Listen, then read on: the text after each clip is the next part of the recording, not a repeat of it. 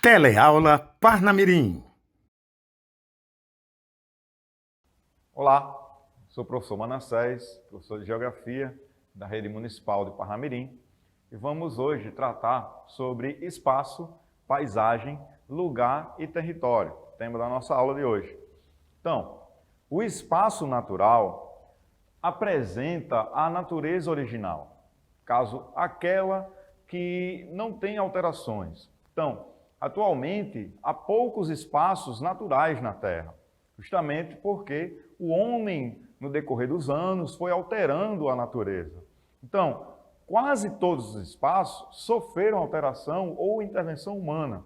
Então, nós temos aqui essa imagem da Antártida, que é um espaço natural, que sofreu poucas alterações, ao longo do tempo.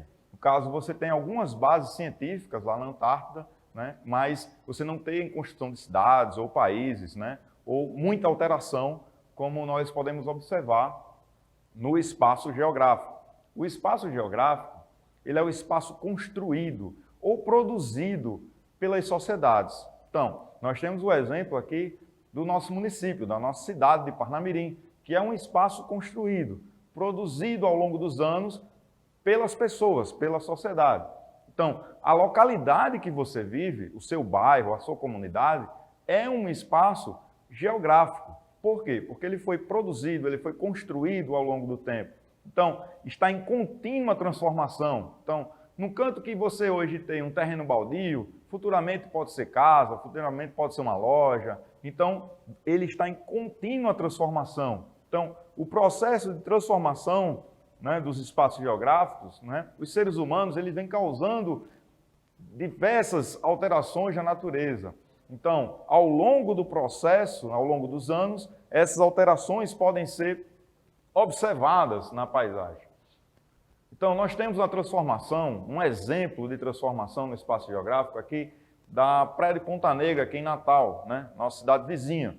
Você vê Ponta Negra no passado, o espaço pouco alterado, a paisagem pouco alterada. E nos dias atuais você tem mais prédios, até o próprio morro, o Morro do Careca, sofreu alteração, devido ao pessoal que caminhava, Então isso provocou uma certa erosão, provocou o desmatamento da vegetação, e hoje o Morro do Careca está com esta forma que nós conhecemos nos cartões postais do nosso estado, da cidade de Natal, da nossa capital. Então, você vê vários prédios, várias construções que mostram essa evolução, dessa alteração ao longo do tempo.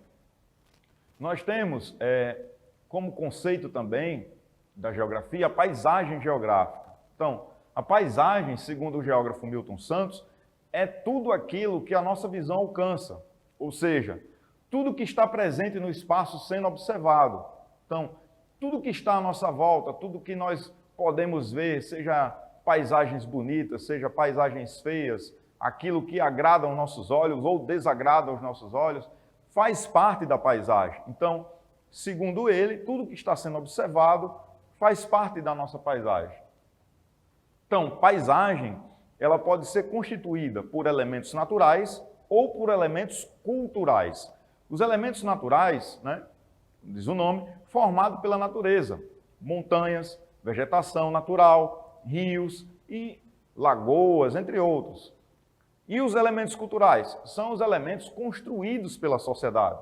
No caso, aqueles construídos pelos seres humanos, estradas, cidades, campos de cultivo, entre outras construções e modificações feitas pelas sociedades modernas, pela sociedade moderna. Então, a paisagem geográfica, ela apresenta forças, estão submetidas a forças visíveis, ou não visíveis, capazes de modificar a paisagem. Essas forças podem ser forças naturais ou forças sociais. As forças naturais, elas são apresentadas pela natureza. Já as forças sociais, elas são representadas pelas modificações humanas.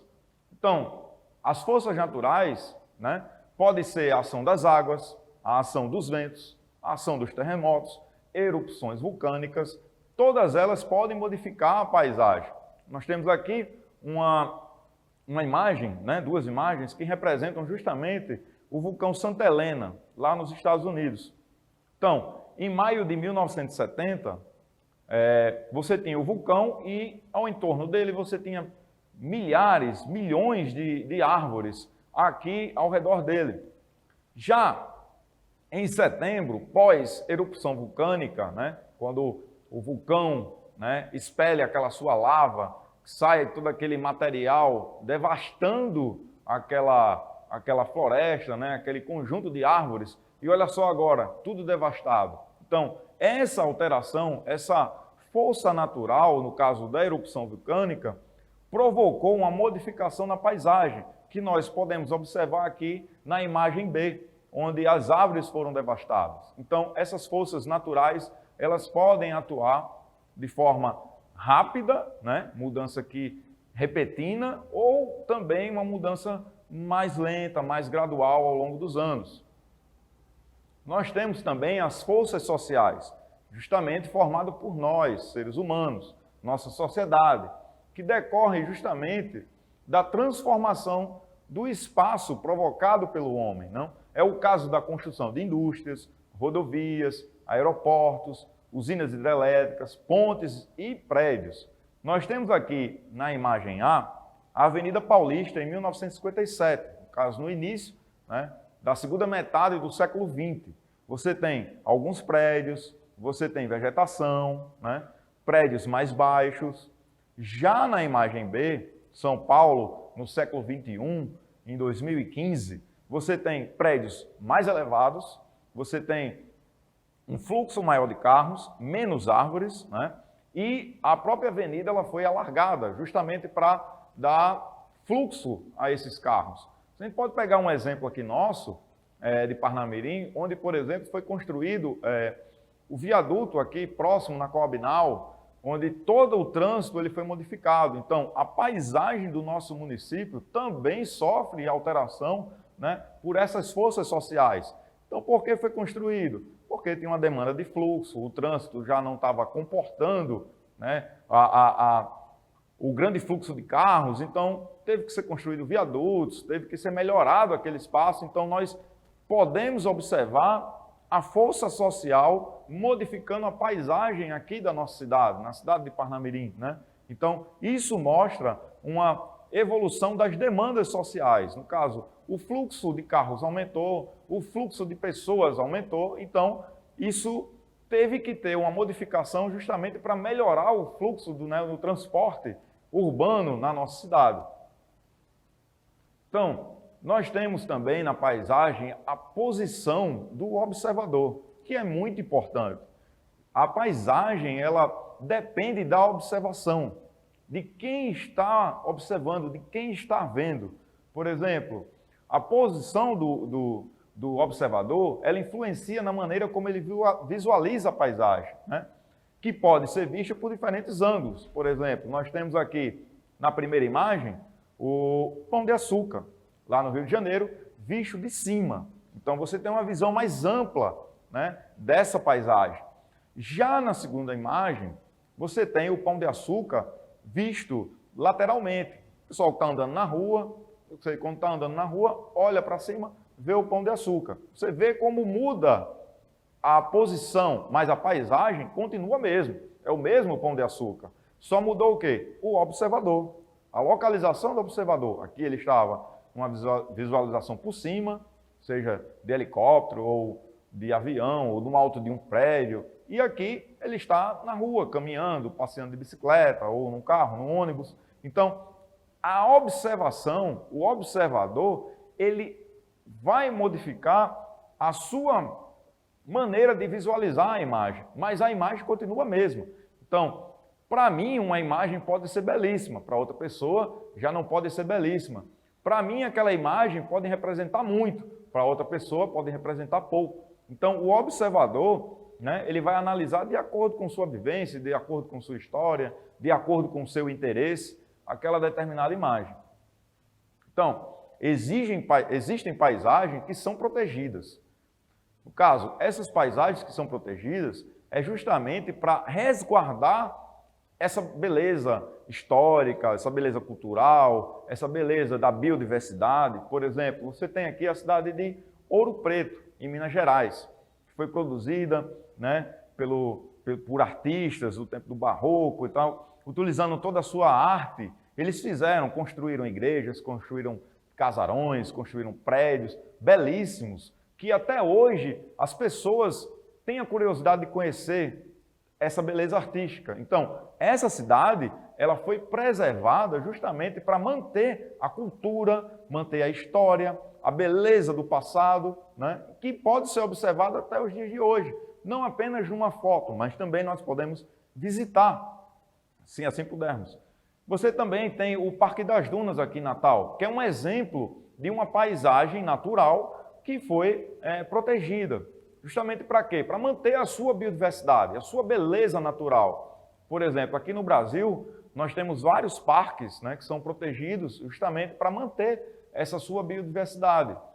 Por exemplo, nós temos também reservas indígenas, onde os nativos aqui do nosso país, eles vivem de maneira natural, eles vivem conservando a natureza, né, de maneira sustentável, né, pois eles não degradam a natureza como a sociedade moderna degrada. Então, eles vivem em consonância com a natureza, com os animais, com as árvores, eles exploram a natureza, eles tiram medicina da natureza. Então, essa convivência pacífica entre o homem e a natureza, os nossos nativos, né, os nossos ameríndios, eles convivem. Então, nós temos parques, reservas indígenas, que são muito importantes para manter a cultura, para manter a biodiversidade, né, para manter também essa vivência do americano nativo, no caso, dos nossos índios.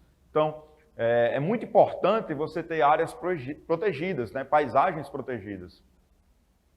Então, nós temos alguns tipos de paisagem, como, por exemplo, as paisagens degradadas, que muita gente acha que paisagem é só coisa bonita. Mas paisagem, como diz Milton Santos, é tudo aquilo que nossa vista alcança, tudo que nós podemos observar. Então, uma paisagem degradada é aquela que foi destruída, é aquela que está suja, é aquela que é inadequada, como, por exemplo, nós temos aqui um lixão, né? É uma paisagem ali feia, né, aos nossos olhos. Porque é um local onde as pessoas colocam lixo, coisas que não querem mais, né? E essa paisagem ela gera até, por exemplo, problemas ambientais, porque esse lixo ele pode gerar chorume, esse chorume infiltra para o solo, chega no lençol freático, quando a gente vai tirar a água lá, a água vai estar poluída, a água vai estar suja. Então, isso aqui gera também animais, né? Gera doenças, então insetos. Então, essa paisagem ela é extremamente degradada, né? No caso aqui, pela intervenção humana. Mas existe, por exemplo, também paisagens que são degradadas pela ação natural, como de terremotos, né, que são os abalos sísmicos, os maremotos causados, né, por esses tremores que causam até tsunamis, né, que vai devastando tudo e vai causar uma degradação na paisagem, seja derrubada de árvores, destruição de cidades e bairros. Então, erupções vulcânicas, como a gente mostrou na imagem anterior, ela vai degradar aquele ambiente, aquela paisagem vai ser degradada, né? Inundações. Então, tudo isso vai modificar a paisagem, vai modificar aquele ambiente, né? Degradando, deixando aquele ambiente feio. Nós temos também, na paisagem, uma coisa muito grave, que é a chamada desigualdade social. O que é uma coisa desigual? É uma coisa que não é igual, né? Você tem um parâmetro de igualdade e o desigual ele vai estar um para cima e outro para baixo. Então aqui a desigualdade social ela entra na questão da estrutura da sociedade. Você tem aqui do lado direito da imagem, você tem um prédio extremamente luxuoso, um condomínio com quadra de tênis, quadra poliesportiva, piscina. Você tem também até varandas bem elaboradas, arborizadas, bonitas, né? Paisagisticamente falando. E do outro lado aqui, vizinho, colado, nós temos a comunidade de Paraisópolis, que é uma das maiores comunidades aqui do Brasil. E onde você tem casas construídas uma em cima das outras, né? Justamente pela falta de renda, né? Então o pessoal vai construir ali uma em cima das outras, sem um acabamento tão bonito como da direita. Então essa imagem, ela mostra justamente essa desigualdade social que nós observamos no nosso dia a dia. Até no nosso município nós podemos encontrar bairros que são mais estruturados, com serviços estruturais mais qualificados, como água, rede de esgoto, energia, né? Então, tudo isso, coleta de lixo, que vai ocorrer em alguns bairros e em outros bairros você pode ter falta de ruas pavimentadas, falta de ruas com saneamento básico. Então, tudo isso vai deixar esse ambiente diferente socialmente de outros ambientes. Então, nós temos aqui toda a estrutura, toda a beleza que o dinheiro, né, pode gerar e aqui a falta dessa infraestrutura. Então, a desigualdade social em uma imagem. Então, nós temos no município, nós temos nas periferias ou até mesmo no mesmo bairro essas desigualdades sociais. Então, aqui no Brasil é bem comum, nas nossas cidades, você encontrar paisagens como essa. De um lado, terrenos bem valorizados pelo capital, você tem coisas bem estruturadas, e do outro, coisas menos estruturadas, né, com menos valorizadas justamente por falta de serviço, falta também de capital, de renda, né? Então você tem construções aqui, uma em cima das outras, que isso pode gerar problema, né? E, tipo, já teve, por exemplo, casos de comunidade de ter um incêndio aqui vai se propagar por diversos domicílios, justamente porque eles estão muito próximos, muito colados uns aos outros. Então isso vai gerar problemas muito maiores de resolver, né? Então problemas de doença, problema de acumulação de lixo, então tudo isso vai ser mais prejudicialmente para a sociedade que reside nessa comunidade. Então, nós vamos agora também falar sobre lugar. Lugar é um conceito geográfico que fala justamente sobre o local. Por exemplo, o espaço geográfico ele é mais global, né? Ele representa o planeta Terra, ele representa uma porção maior do nosso espaço. Já o lugar, ele representa uma porção menor, uma porção local do nosso espaço. Por exemplo, lugar é uma parte ou porção do espaço geográfico que assume grande significado por ser nosso espaço de vivência. Por exemplo, por que grande significado? Porque, por exemplo, para mim, o meu lugar pode ser o meu bairro, pode ser a minha cidade, né? Pode ser a praça da minha comunidade, pode ser o campo de futebol, é aquele local que eu tenho minha vivência, né? Que eu tenho as relações do meu dia a dia, relações pessoais, né, com meus colegas, com meus amigos, com meus familiares, no dia a dia. Então, esse lugar vai ser um lugar de pertencimento. Por quê? Nós estamos interagindo justamente com a paisagem, né? Então, interagir é pertencer, é viver, é estar nela, é conviver nela. Então, o meu bairro é o local que eu gosto, porque eu tenho os meus amigos, porque eu estou habituado, eu conheço todas as ruas, eu passeio por elas, ando de bicicleta nelas, jogo bola naquele campinho. Então, aquele vai ser o meu lugar. Diferentemente, por exemplo, de outra porção da cidade, de outro bairro da cidade, que eu nem conheço. Então, lá não vai ser meu lugar. O meu lugar é onde eu tenho o espaço de vivência, onde eu tenho a minha interação com o meu grupo. Então, por exemplo, você tem aqui duas fotos, né, que representam, por exemplo, a primeira, a paisagem da praia de Pirangi. Por exemplo, para uma pessoa, o seu lugar pode ser a praia. Uma pessoa que gosta de praia, né? Então, a pessoa que vive lá na praia de Pirangi, mora lá em Pirangi, então ali vai ser o seu lugar, né?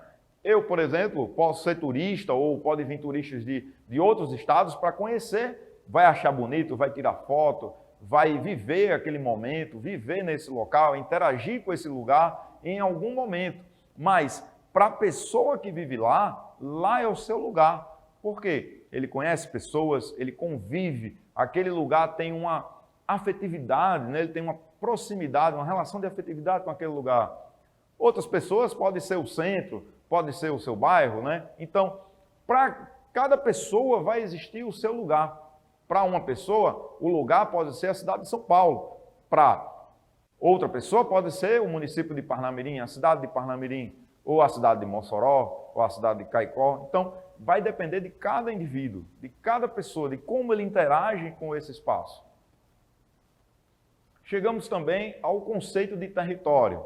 O território é também uma parte do espaço geográfico. Então, nós trouxemos aqui o Mapamundi, que representa os países do nosso planeta Terra. Então, cada cor dessa representa um país. Você vê aqui, na cor verde, o nosso Brasil, um país muito extenso, de grandes riquezas naturais, né?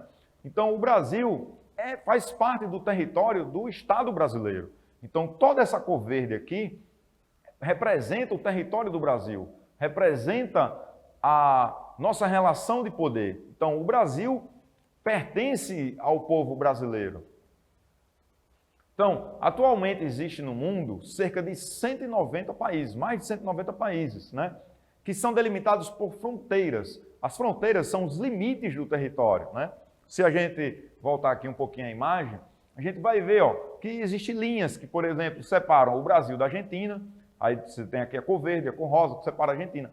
Então, essas linhas imaginárias são fronteiras. As fronteiras podem ser linhas imaginárias, podem ser rios, né?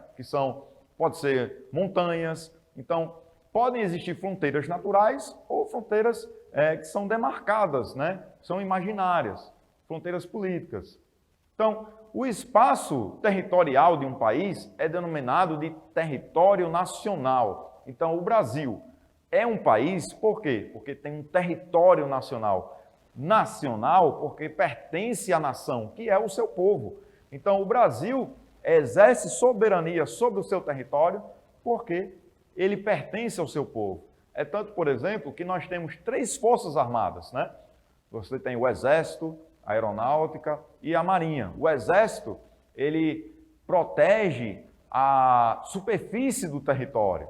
A Marinha protege a parte marítima do nosso território. E a Aeronáutica protege a nossa parte aérea, né, do nosso território. Então, cada força protege uma parte do nosso território, seja o território, no caso, aéreo, marítimo, né, ou terrestre. Então, nós temos esses 3 aspectos de territórios, né? O território nacional é o espaço da superfície terrestre sobre a qual um povo, por meio do Estado, exerce poder e soberania.